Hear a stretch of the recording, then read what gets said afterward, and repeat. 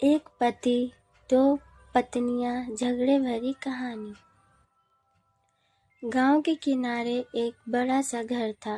उस घर में रहता था रमेश, जिसकी जिंदगी बाहर से शांत लगती थी लेकिन अंदर से तूफान भरी थी। वजह थी उसकी दो पत्नियां। पहली पत्नी थी सीमा, सीधी सादी सब्र करने वाली, जिसने रमेश के साथ गरीबी देखी थी। दूसरी पत्नी थी काजल, खूबसूरत, तेज दिमाग और जरा घमंडी, जिससे रमेश ने कुछ साल बाद दूसरी शादी की थी।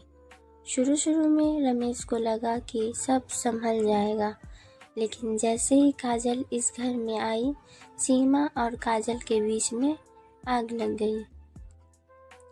रोज का कलेश। एक दिन रसोई में सीमा खाना बना रही थी।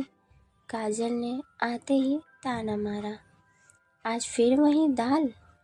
लगता है घर में अब भी पुराने जमाने में ही अटका है।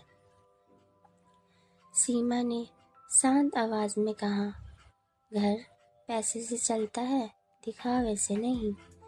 बस यही लाइन काजल को चुभ गई। तुम्हारे वजह से ही रमेश आज भी आगे नहीं बढ़ पाया। अगर मैं पहले आई होती तो आज ये घर अलग ही होता। सीमा की आंखों में आंसू आ गए, लेकिन वो चुप रही। रमेश की मजबूरी। शाम को रमेश घर आया तो काजल ने रोते हुए शिकायत शुरू कर दी, आपकी पहली पत्नी मुझे इज्जत नहीं देती, हर बात में नीचा दिखाती है।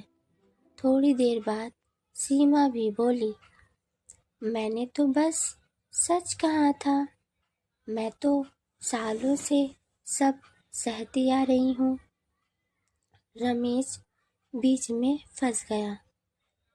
ना सीमा को दुखी कर सकता था, ना काजल को नाराज। झगड़ा बढ़ गया। एक दिन झगड़ा इतना बढ़ गया कि बात घर बंटने तक पहुंच गई। काजल बोली, या तो आप मुझे अलग घर दीजिए या फिर मैं यहाँ नहीं रहूँगी। सीमा ने पहली बार सख्त आवाज में कहा, मैंने इस घर को अपने खून पसीने से बनाया है, मैं कहीं नहीं जाऊंगी। पूरा घर सन्नाटे में डूब गया। अंत में समझदारी। उस रात रमेश सो नहीं पाया। उसे समझ आ गया कि दो शादियां करके उसने खुद ही आग लगा ली है। सुबह उसने दोनों को बैठा